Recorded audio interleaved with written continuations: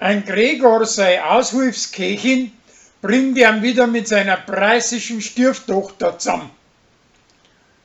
Als Hummerl fasst Ebbs falsch auf und verzeiht umeinander, dass der Rolli mit seiner preußischen Gspuse Schluss gemacht hat. Der Michi und seine Alte haben aber bei denen zum Abendessen eingeladen und sehen, dass da nichts dran ist.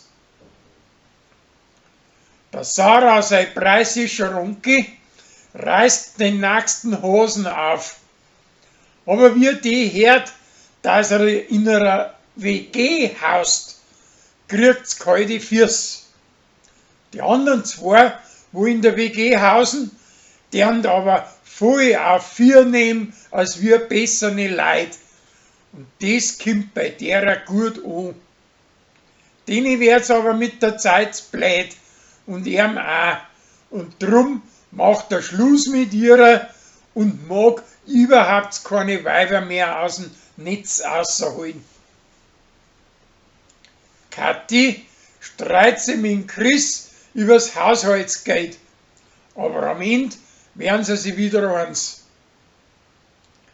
Ein kleines Schuldirndl möchte Kriminalerin werden und Josie zeigt ihr ein bisschen Lebs. Und schließlich kommt die Kleine sogar dahinter, wo das an Rolli sein Autoschlüssel hingekommen ist. Fanny kommt wieder heim, aber sein Alter mag nicht mit ihrer stopfen.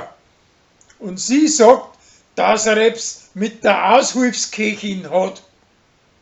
Am Ende glaubt sie ihm aber, dass nichts gelaufen ist. Ihrer preußischer Stiefsohn zieht eine kindische Unterhosen an, weil er ihm einbildet, dass er da damit ein Glück hat bei den Weibern. Dabei möchte ihm aber das Mensch bloß der Blecker.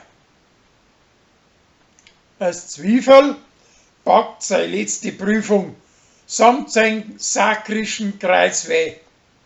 Aber wie es das mit dem Hummerl feiern möchte, haut es Bärli weil er eine Männergrippe erwuschen hat. Und die ganze Arbeit auf dem Hof bleibt an Hummerl allein. Und sie sägt sich hint und vorn nimmer raus. Und das Zwiefel mit seinem Kreuzweh ist ihm auch keine grosse Hilfe nicht. Der Hubert findet eine neue Kundschaft, wo er hübsch viel Bier ankauft. Aber seiner Alten ist viel wichtiger, dass sich der Thomas um eine Bierzeit am Kürder kümmert.